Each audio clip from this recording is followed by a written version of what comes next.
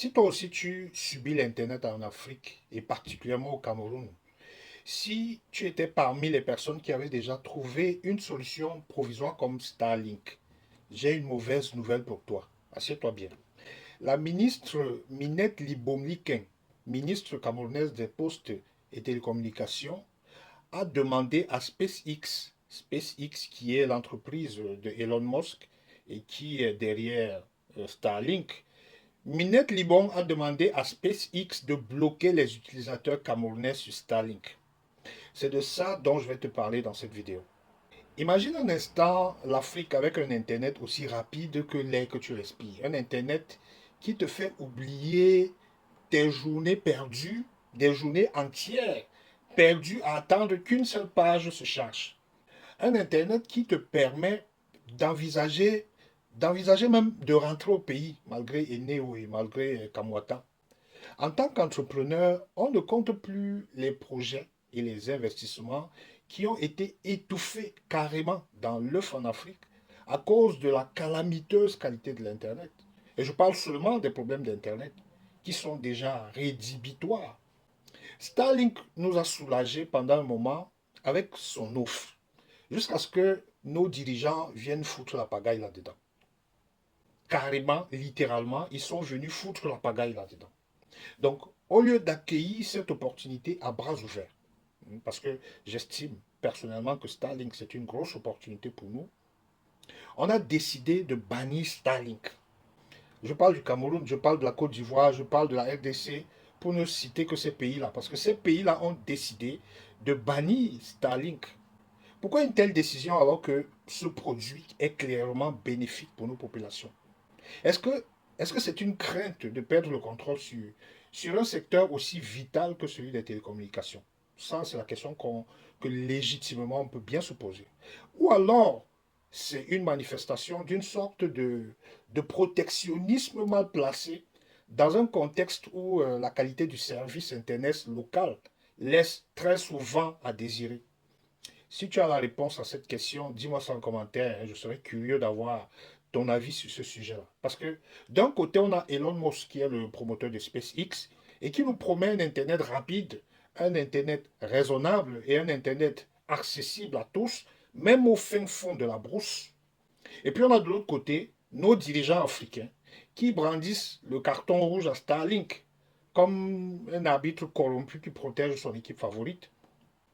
Et là, je fais un clin d'œil à les bros de la Foot là-bas. Bref, revenons sur le sujet. Je vous raconte un peu le topo. En fait, c'est simple. Starlink fout la trouille à nos opérateurs locaux.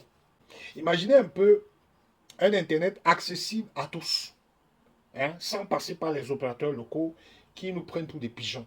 Pas de forfait hors de prix, pas de connexion qui pète au moindre coup de vent. Fini tout ça. Parce qu'avec Starlink, on n'avait aucun de ces problèmes-là. On n'était pas limité. Tu achètes le truc, tu appuies un bouton, ça se connecte tout ça. Vous n'imaginez même pas à quel point ce truc-là est incroyable. Cette histoire de Starlink-là, c'est incroyable. Au Cameroun, par exemple, tu prends la fibre. Du jour au lendemain, tu n'as plus l'Internet. Ça, c'était avant Starlink. Tu vas marcher chez l'opérateur jusqu'à user tes chaussures. Ils ne viendront jamais à temps. Ça peut durer plusieurs mois avant qu'on ne daigne jeter un coup d'œil à ton souci.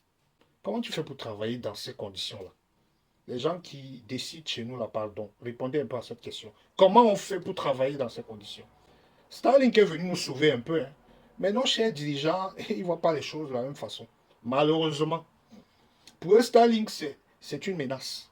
Starlink, pour eux, c'est la fin du racket organisé. Starlink, pour eux, c'est la fin des commissions juteuses, des commissions versées par les opérateurs de télécom en Afrique.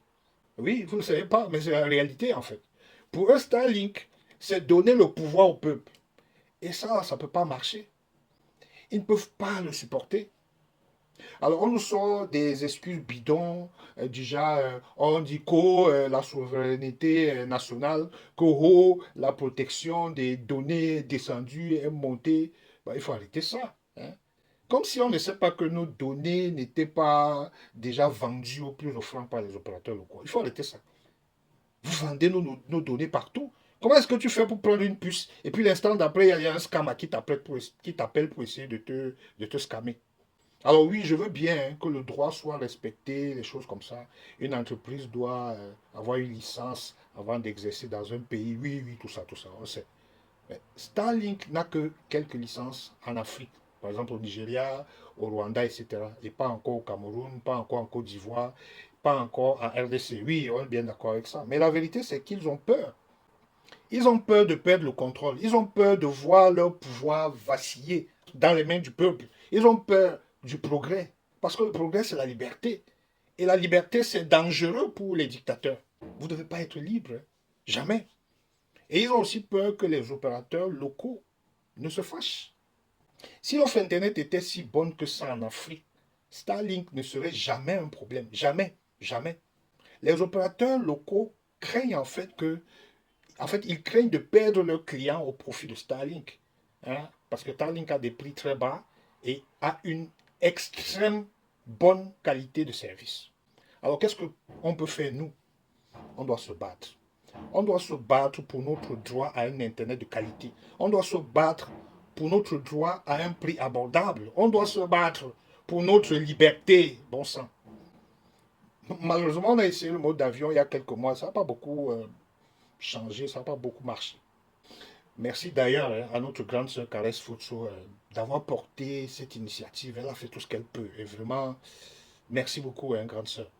Mais si on leur montrait qu'on n'est pas dupe, si on leur montrait qu'on en a marre de se faire prendre pour des pigeons, on est fatigué. On ne peut pas payer l'Internet en Afrique plus qu'en Europe et avoir une moindre qualité de service, ça n'a pas de sens.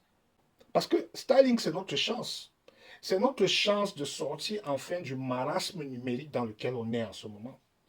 C'est notre chance de rattraper notre retard sur le reste du monde.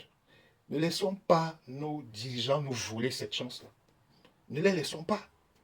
Si tu as une idée de ce qu'on peut faire, parce qu'on a essayé le mode d'avion, comme je disais précédemment, si tu as une idée de ce qu'on peut faire pour que ça change, n'hésite pas de partager ton avis en commentaire, parce qu'il faut qu'on trouve des solutions.